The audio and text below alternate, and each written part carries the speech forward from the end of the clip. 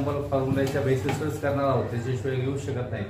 Example number 1 काय दिला आपल्याला बघा, k+4 होल क्यूब.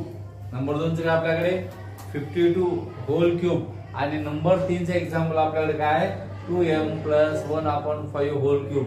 या तिन्ही गणिताला आपण एकाच वेळेला आपण सॉल्व्ह करू. जेव्हा तुम्हाला नाही समजलं तेव्हा तुम्ही मला क्वेश्चन विचारू शकता. आता नंबर 1 वाला बघू आपण, k+4 होल क्यूब. काल सांगितल्याप्रमाणे सुरुवातीला हा नंबर घेणे, जो काही नंबर अक्षर असेल याच्या सोबत आपल्याला समजा हे दिला असतं त्याने कुठला कोएफिशियंट सहगुणक आपण तो घेतला असता. सुरुवातीला आपण k घेऊ, त्याला आपण ब्रॅकेट करू आणि याचा आपण काय करू यूज करू.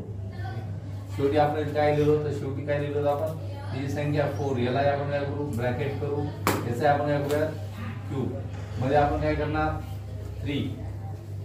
नंतर पहिल्याला ब्रॅकेट करूया आणि पहिल्या टर्म आपल्याला k, इथं आपण ब्रॅकेट केलं, इथं आपण काय घेतलं k, परत आपण ब्रॅकेट करू, परत काय घेऊ आपण 4. सेम कॉपी ती सेम आपण इथे कॉपी करू, काही चेंज नाही आपल्याकडे. 3 पहिला ब्रॅकेट मध्ये k, सेकंड ब्रॅकेट मध्ये काय घेऊ आपण 4. आता आपल्याला महत्त्वाचं आहे काय सांगितलं, आपल्याला स्क्वेअर करायचे. स्क्वेअर केल्याशिवाय ही स्टेप पूर्ण होऊ शकणार नाही. इथं आपण करताना या k चा स्क्वेअर करणार, इथं आपण या 4 चा. क्लिअर झाली पहिली स्टेप. परत एकदा सांगतो आपण पहिली स्टेप काय केली बघा. आपण काय केलं, हा k घेतला, याचा क्यूब केला आपण, शेवटी आपण 4 घेतली, त्याचा आपण क्यूब केला. इथं आपण मध्ये काय लिहितो आपण 3, हा फॉर्म्युलानुसार आहे. फर्स्ट टर्म जे काय असेल पहिलं टर्म त्या इथं ब्रॅकेट मध्ये घेणार, सेकंड टर्म जे काय असेल इथं ब्रॅकेट मध्ये घेऊ. इथं जे आपण इथं लिहिले तेच आपण ऍज इट इज कॉपी करायची, फार डोकं लावण्याची अजिबात गरज नाही. फक्त काळजी काय करायची, तुम्हाला दोन ठिकाणी आपल्याला स्क्वेअर द्यायचे. स्क्वेअर देताना इथे पहिल्यांदा आपण या फर्स्ट टर्मचा त्याला आपण फॉर्म्युला मध्ये a स्क्वेअर असतो, इथे आपल्याकडे k आपण त्याचा स्क्वेअर केला. इथे नंतर दुसरा टर्म म्हणजे b स्क्वेअर त्याचा आपण स्क्वेअर केला. या ठिकाणी आपण k चा स्क्वेअर करतो, या ठिकाणी आपण 4 चा स्क्वेअर करतो. पहिली स्टेप क्लिअर झाली. लिहिताना इथंच तुम्ही काळजी करून लिहिलं त्याची सेम कॉपी इथं आहे, इथं तुम्ही काळजी करून लिहा. इथं सुरुवातीला 3, नंतर जे पहिलं टर्म आहे इथं सोबत संख्या असते 4k 5k तर आपण ते लिहिलं असतं. इथं काही असतं, इथे जे काय असेल ते तुम्ही इथे लिहा ब्रॅकेट मध्ये. इथे जे काय असेल ते पहिल्या ब्रॅकेट मध्ये लिहा. पहिल्या ब्रॅकेटचा आपण स्क्वेअर करतोय, इथं मात्र आपण सेकंड ब्रॅकेटचा आपण स्क्वेअर करत असतो. आता नेक्स्ट स्टेप मध्ये आपण काय करणार, इथे k आहे, k चा क्यूब आपण काय करूया k क्यूब. इथं नंबर असता 2, इथं आपण लिहिला असता 8, इथं 3 असता, इथं मी 27 घेतला असता. काय दिलंय त्यानुसार तुम्हाला ते घ्यावं लागेल. ओके. नंबर 2 आता आपण काय करूया k स्क्वेअर आहे, याचा k आपण इथं नंबर असता तर आपण मागच्या लेखामध्ये आपण जर स्केल होती तर काही अडचण येणार नाही. आपण इथे दोघांचं मल्टिप्लिकेशन करूया. 3 4 जा 12 k स्क्वेअर प्लस इथे मात्र आपल्याला k चा स्क्वेअर करावा लागतो. इथे आपण काय करूया k चा स्क्वेअर करू, बाकी ऍज इट इज आपण 3 इन ब्रॅकेट k, याला आपण ब्रॅकेट करू 4 चा स्क्वेअर किती आला आपल्याकडे 16 प्लस या 4 चा क्यूब करतोय आपण, तो काय असला आपल्याकडे 64. आता याला ब्रॅकेट नाही केला तरी तुम्ही चालेल, काय ब्रॅकेटची त्याला आवश्यकता नाही, याला सुद्धा आवश्यकता नाही, पण आपण ठेवलेलं आहे सध्याच्या स्टेप मध्ये. आता पुढच्या स्टेप मध्ये आपण काय करतो, याच्यामध्ये फक्त या दोघांचं आपण मल्टिप्लिकेशन करू, बाकी हे ऍज इट इज आपण 1 2 3 तिन्ही टर्म ऍज इट इज. परत एकदा सांगतो, याला आपण ऍज इट इज खाली का घेतो, याचं कारण काय आहे, या लाईन मध्ये कुठेही k चा क्यूब नाहीये. या k क्यूबचा कोणासोबत बेरीज वजाबाकी होणार नाही. कारण मी काल असं बोललो होतो तुम्हाला, जर या k क्यूब असा आहे आणि इथं आहे समजा 8k क्यूब, या दोघांची समजा इथं याचा कोएफिशियंट आहे 1, याचा कोएफिशियंट इथं काय नाही म्हणजे 1 असतो, हा 1 आणि इथला 1, इथं आपण असं लिहिलं असं 9k क्यूब. म्हणजे कधीही व्हेरिएबलचे ऍडिशन किंवा सबट्रॅक्शन करायचे असल्यास त्याच्या पॉवर सारखे असावे लागतात, त्याचे घातांक सारखे असावे लागतात. म्हणजे आपण काय केलं, इथे k चा क्यूब घातांक किती आहे 3, बरोबर आहे. इथे k चा स्क्वेअर आहे, इथे k सोबत काय नाही म्हणजे 1 आहे. म्हणजे इथं जी k आहे व्हेरिएबल त्याची जी पॉवर आहे ते डिफरंट पॉवर आहेत, वेगवेगळे पॉवर आहेत, त्यांचे घातांक वेगवेगळे आहेत. म्हणून आपण कोणाची त्यांच्यासोबत ऍडिशन आताच करत नाहीये. आपण खालच्या स्टेपला आपण करणार आहोत, पण आपण आता नाही करणार. इथे आपण काय लिहू, आपण k क्यूब आपण ऍड इथे लिहिला, आपण याला सुद्धा 64 ला सुद्धा आपण जशाला तसं ठेवू, फार काय आपण चेंज करणार नाही. या ठिकाणी काय करू आपण 12k स्क्वेअर हाही जशाला तसा आला, प्लस या दोघांचं आपण मल्टिप्लिकेशन करूया. 16 3 जा 48k आता 1 2 3 4 खाली कुणाचंही कुणाशी ऍडिशन सबट्रॅक्शन होऊ शकत नाही. काय होऊ शकत नाही हा नियम कधी लक्षात ठेवायचा. मी सांगितल्याप्रमाणे या दोघांची ऍडिशन होऊ शकते अथवा या दोघांचे सबट्रॅक्शन होऊ शकते.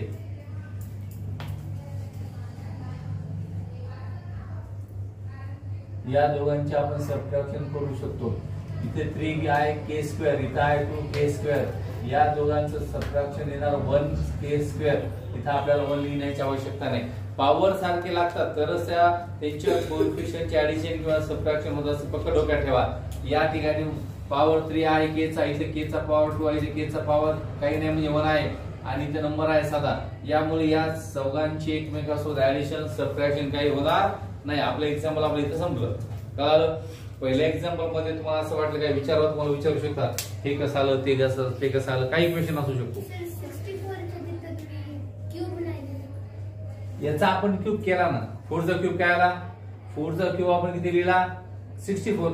याचा अर्थ आपण काय केलं जो 4 होता 4 तो आपण 3 वेळा लिहिला. 4 एक वेळेला इंटू 4 परत दुसऱ्या वेळेला इंटू 4 परत तिसऱ्या वेळेला तिन्ही 4 इंटू 4 इंटू 4चं मल्टिप्लिकेशन किती आलं? 64. याचं परत आपल्याला क्यूब करण्याची गरज आहे का? परत आपल्याला याच्या डोक्यावर क्यूब लिहिण्याची गरज नाही कारण याचा क्यूब आपण ऑलरेडी केला. 4 किती वेळेस आहेत? त्या सगळ्यांचा मल्टिप्लिकेशन केलं ते किती आलं आपल्याकडे? मग याचा क्यूब आपण कसं लिहिणार? आणखी काही सर ते +3 के होल स्क्वेअरचं तिथं जर संख्या आली नाही ते पहिल्या लाईनीत तिथं जर तिथं संख्या या के सोबत संख्या आली समजा इथे के सोबत 2 आले असते आपण कन्सिडर करूयात या ठिकाणी के सोबत 2 आले असते 2 आले असते तर इथं मी काय लिहिलं असतं के सोबत 4 के स्क्वेअर लिहिलं असतं आपण. याच्यासोबत जी संख्या येईल का तिचा वर्ग करत असतो आपण. ओके आणखी काय क्वेश्चन? हा के क्यूब आपण जशाला तसा घेतला. या ठिकाणी आपण 64 सुद्धा जशाला तसा घेतला. हे 12k इथं याला आपण काही नाही ऍज इट इज खाली घेतला. इथं आपण काय केलं 16 आणि 3 चा आपण गुणाकार केला. 16 3 चा 48 आणि यासोबत के आहे आपण लिहिलं 48k. आणखी काही? सर ते 12k स्क्वेअर कसा आला? 12k स्क्वेअर कसा आला? इथं k चा स्क्वेअर आहे बरोबर आहे. आपण या दोघांचा मल्टिप्लिकेशन केलं 4 3 चा 12 इथे के स्क्वेअर आहे आपण के स्क्वेअर लिहिला. सर जर तिथे के आहे ना त्याच्यासमोर 2 असला तिने आता तेच विचारलं मला इथे सांगितलं ना 3 मल्टिप्लाय 2 मल्टिप्लाय 4 असं होतं. हो आणखी काही? क्लिअर झालं सर्वांना? आता आपल्याकडे जर हे सर्वांना क्लिअर झालं तर आता आपल्याकडे नेक्स्ट एक्झाम्पल आहे ते आपण सॉल्व्ह करूयात. कुणाला काही याच्यात विचारायचे तुमचं झालं आपण ते परत नवीन एक्झाम्पल घेऊ. Example number 2. दुसरा एक्झाम्पल आपण काय करू तो नंबर दिलाय त्याला सुद्धा याच फॉर्म मध्ये आणायचे. त्याला मी आता कसं करणार बघा. या गणिताची फर्स्ट स्टेप मी काय करणार त्याला असं 50 + 2 होल क्यूब किती केलं मी त्याला 50. तिथं जर 63 असते मी लिहिलं असतं 60 + 3. तिथं जर 83 असते मी लिहिलं असतं 80 + 3. तिथं जर काय असतं 107 असतं मी काय केलं असतं 100 + 7. तिथं 12 असते आपण काय लिहिलं असतं 10 + 2. कळालं? इथे जे नंबर असते त्याला या फॉर्म मध्ये 2 संख्यामध्ये त्याला कन्वर्ट करायचं. तिथं समजा 67 असते मी काय केलं तिथं किती दिले असते 60. तिथे प्लस आपण किती दिले असते 7. तिथं 76 असते ते किती असते 76. त्याला आपण कसं लिहिलं असतं 70 + 6 ते नंतर करूयात तसं आहे. त्याचं म्हणणं आहे आपण याला 60 - 8 पण करू शकतो करता येईल पण त्यानंतर शिकायचं आपलं. तो नेक्स्ट फॉर्म्युला आहे. क्लिअर झालं? ते 50 आहे आपल्याकडे त्याला आपण कसं लिहिलं 52 आहे आपण त्याला कसं लिहिलं 50 + 2. त्याला सुद्धा आपण या स्टेप प्रमाणे आता लिहूयात. याच्यामध्ये फक्त एक स्टेप आपल्याला जास्त वाढणार आहे. त्याला आता आपण कसं करूयात सुरुवातीला आपण आपल्याकडे 50 याचा आपण करूयात क्यूब. इथे लिहिणार 50 याचा आपण क्यूब इथे प्लस आपण साइन देऊयात. त्यानंतर इथे फॉर्म्युला आपण काय लिहिणार 3 सोबत काय लिहिणार मी पहिलं टर्म काय 50 पुन्हा ब्रॅकेट काय लिहिणार आपण 2.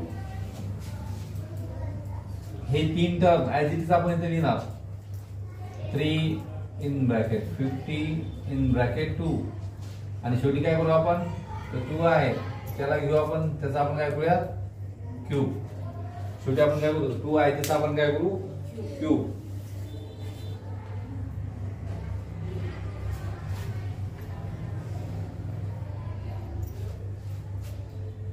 परत एकदा बघा, या 3 ला वेगळ्या पेनने लिहितो म्हणजे तुमच्या लक्षात येईल. हे 3 फॉर्म्युल्यानुसार आहेत असं नका विचारू ते कुठून आले. आपण फॉर्म्युला लर्न केलेला आहे त्या फॉर्म्युल्यामध्ये ते 3 आलेले आहेत. ओके ना.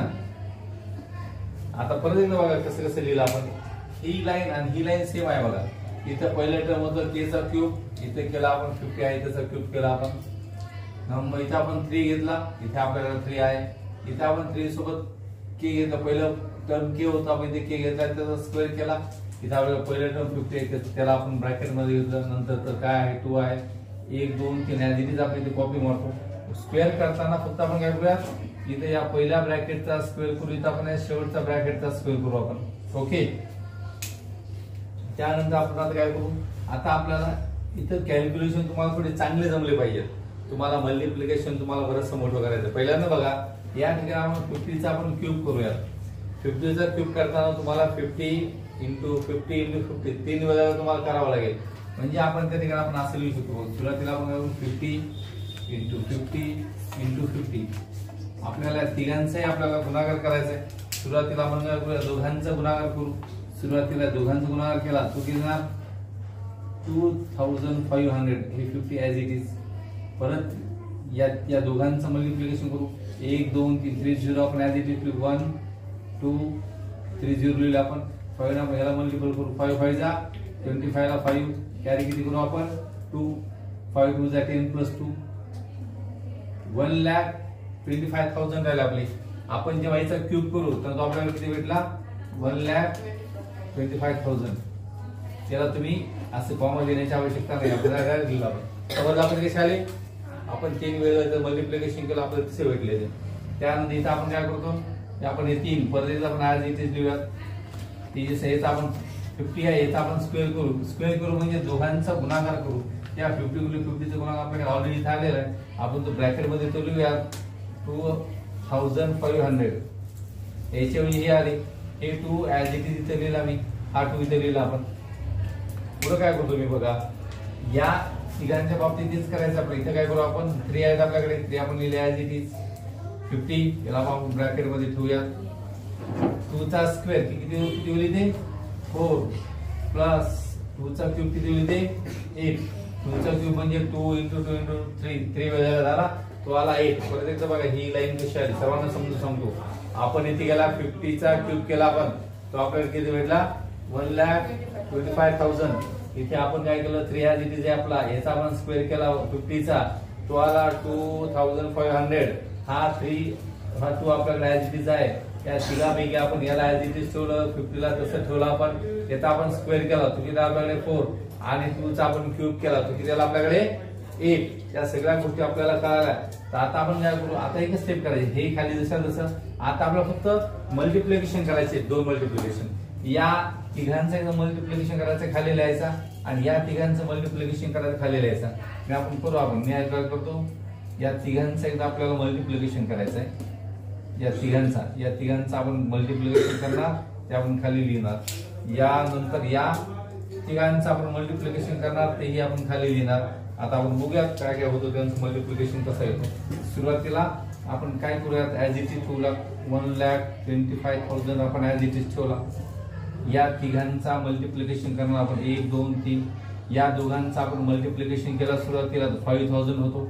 या दोघांचं मल्टिप्लिकेशन 5,000 × 3 ते काय होणार 15,000 किती आलं ते. ओके. त्यानंतर या तिघांचा गुणाकार या 4 चा आणि 50 चा होतो 200. 200 × 3 हा होणार 600. ओके. आणि हा प्लस 8 जशाला तसा तो शेवटवाला. परत एकदा बघा ते कोणकोणत्या संख्या कशा पद्धतीने आल्या. आपल्याला या तिघांचा या दोघांचा आपण मल्टिप्लिकेशन केला सुरुवात तुम्हाला 200 × 3 त्याला 600.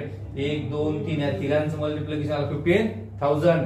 या दोघांचा मल्टिप्लिकेशन केला आपण, या दोघांचा 5,000 × 3 तो आला 15,000.